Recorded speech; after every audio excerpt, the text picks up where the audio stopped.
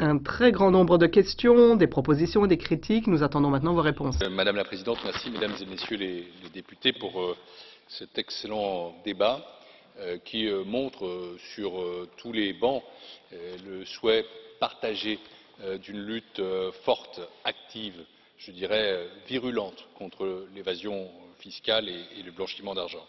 Les Panama Papers ont souligné le besoin pour une approche qui soit plus globale, qui soit mieux coordonnée, qui soit plus forte encore pour lutter contre l'évasion fiscale, contre le blanchiment d'argent dans l'Union européenne et au delà de l'Union européenne. Nous sommes là face à un tel problème d'une telle ampleur que nous avons besoin d'une réponse politique qui soit transnationale et cette commission, je veux le dire, elle est articulée pour cela, elle est unie pour cela. Nous sommes ici plusieurs commissaires et nous tirons vraiment dans le même sens avec beaucoup de force. Dans le futur immédiat, la commission a plusieurs initiatives encore plus ambitieuses dans ses fontes, dans le pipeline comme on dit en anglais. Par exemple, nous allons présenter nos amendements à la directive anti blanchiment d'argent d'ici à juin et cela va renforcer encore notre approche préventive contre ce phénomène, le combat contre les transactions anonymes et la cohérence de notre réponse pour affronter ce risque dans les pays tiers. Mais ma collègue Věra Jourová va revenir plus en détail, elle est là pour vous donner tous les détails nécessaires. Nous allons revenir aussi sur le vieux projet dit d'ACCIS CCCTB d'ici à la fin de l'année avec là une volonté aussi de le voir contribuer à la fois à l'efficacité économique et à la lutte contre l'évasion fiscale au moins dans le marché intérieur. Nous allons présenter un tableau qui permettra de retracer les différents régimes dans les pays tiers et ce sera aussi une première étape pour construire la liste noire commune que j'évoquais d'ici à l'été. Et puis nous allons continuer à travailler étroitement avec nos partenaires internationaux, je pense au G20, je pense à l'OCDE, je pense au GAFI, pour nous assurer que les engagements qui sont pris sont des engagements qui deviennent petit à petit des standards de bonne gouvernance mondiale et je sais à quel point toutes ces préoccupations, je le dis, sont partagées par la présidence néerlandaise qui est sur ce sujet vraiment très investie. Jeroen Dijsselbloem et son secrétaire d'état partagent totalement notre souci d'aboutir et je crois que d'ici au mois de juin nous devons faire des progrès décisifs et mettre les états membres devant leurs responsabilités. Et puis nous irons aussi plus loin. Il y a beaucoup de propositions qui ont été faites ici qui doivent alimenter nos réflexions. Voilà l'écho que je voulais donner aux réflexions des parlementaires avec quand même deux réponses un peu particulières que je veux faire, trois réponses un peu particulières que je veux faire à des parlementaires pour qui j'ai tous de l'estime mais avec qui j'ai des relations un peu différentes. D'abord à m. Lucke qui s'est demandé pourquoi la commission n'avait pas agi plus tôt.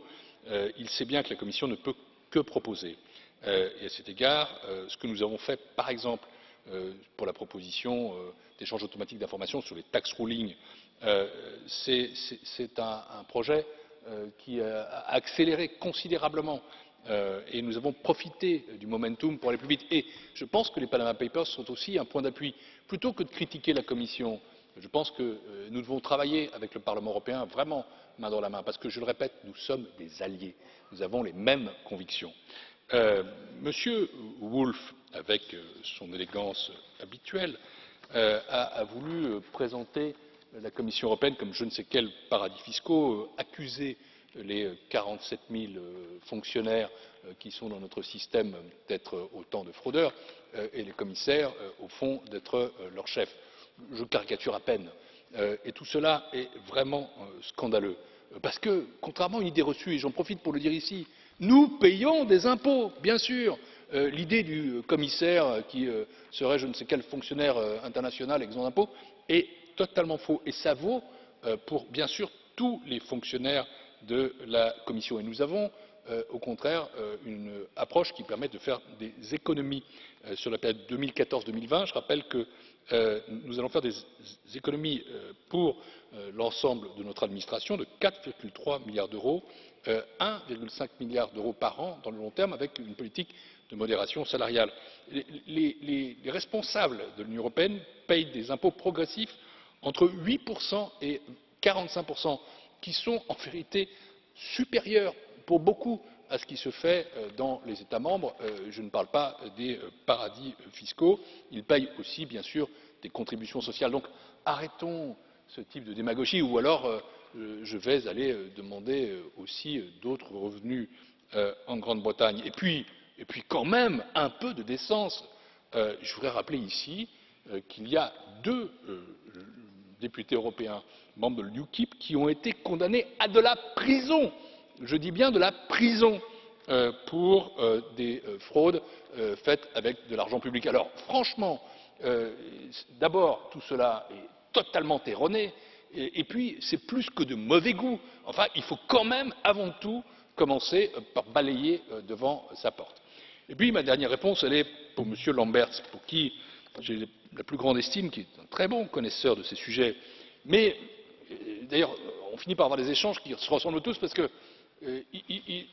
m'interjecte, ensuite il s'en va, et il n'est pas là quand je réponds. Alors après, ça fait sans doute des vidéos très intéressantes, mais c'est mieux de temps en temps de se confronter et d'attendre que la Commission réponde. Et j'ai été vraiment blessé par son propos. Il dit que notre dernier échange était plaisant et qu'il l'avait fait rire. Moi aussi, celui-ci n'est pas plaisant et il ne me fait pas rire. Parce qu'au fond, il a accusé la Commission d'attendre et d'être dans la main de je ne sais quel lobby. Et il n'y a rien qui soit plus faux. Rien qui soit plus faux. Tout à l'heure, Jonathan Hill a présenté une proposition de directive sur le CBCR qui va au-delà de ce que toutes les instances internationales proposent. Le seuil des 750 millions d'euros, c'est celui de l'OCDE. Quand vous prenez l'OCDE, que dit l'OCDE sur l'étendue? Elle dit échange entre administrations fiscales, nous disons publicité. Et là, je crois que pour une fois, il s'est trompé. On va savoir, bien sûr, ce que fait n'importe quelle multinationale en Belgique, en Irlande, ailleurs, en Europe. Et à l'extérieur de l'Europe, nous allons demander des données agrégées, et même pour certains pays qui sont des paradis fiscaux, nous allons demander les données détaillées. Nous sommes les premiers au monde, les plus ambitieux au monde. Alors je comprends qu'un parlementaire fasse de la politique, je comprends qu'il soit plus exigeant, et je peux comprendre qu'il souhaite qu'on aille plus loin. Et les États membres auront cette responsabilité, d'ailleurs, le cas échéant. Mais enfin, quand nous faisons un progrès collectif, quand nous le faisons ensemble, quand ça va dans la bonne direction, il faut être capable de dire oui, c'est bien, et pas de stigmatiser ou d'accuser la Commission. Je le répète, nous sommes des alliés. Nous sommes des alliés. Et cette Commission, les commissaires qui sont là, tout le pacte de la Commission, sous l'autorité du président qui est en appui constant sur ces sujets, nous voulons être les moteurs, les leaders dans le monde de la lutte contre l'évasion fiscale. Et ce qui est proposé par cette Commission est d'une ambition sans précédent dans l'histoire des institutions européennes. Alors voilà, comme je sais que M. Lamberts est très intelligent, comme je sais qu'il connaît très bien ces sujets, je suis obligé d'en déduire qu'il y a là-dedans une part de mauvaise foi, ce qui n'est pas la bonne façon de faire de la politique, parce que nous devons plutôt nous respecter et tirer dans le même sens. C'est ce que moi je veux faire avec lui, avec le groupe des Verts, comme avec tous les groupes de cette Assemblée, pour qui j'ai la plus grande considération. Oui, le Parlement européen et la Commission poursuivent la même finalité. Cette finalité, nous la connaissons, c'est la transparence et c'est la lutte contre l'évasion fiscale. Alors avançons ensemble plutôt que de nous livrer à de mauvaises polémiques qui sont, je pense, contreproductives en vérité. Cette Commission, comme tous les autres, c'est une institution qui n'est pas parfaite, aucune institution n'est parfaite, mais je vous assure que sur ces sujets-là, franchement, elle n'a pas à rougir de ce qu'elle fait, et aujourd'hui tout particulièrement, je suis très fier de ce que nous avons décidé et de ce que Jonathan Hill a présenté, parce que c'est une avancée qu'aucun pays dans le monde, aucune région dans le monde ne peut revendiquer. Nous, nous le pouvons.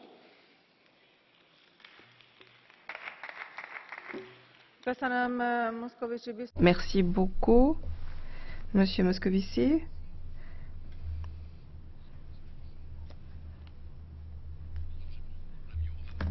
pouvais apporter des éléments complémentaires sur le blanchiment, si vous permettez,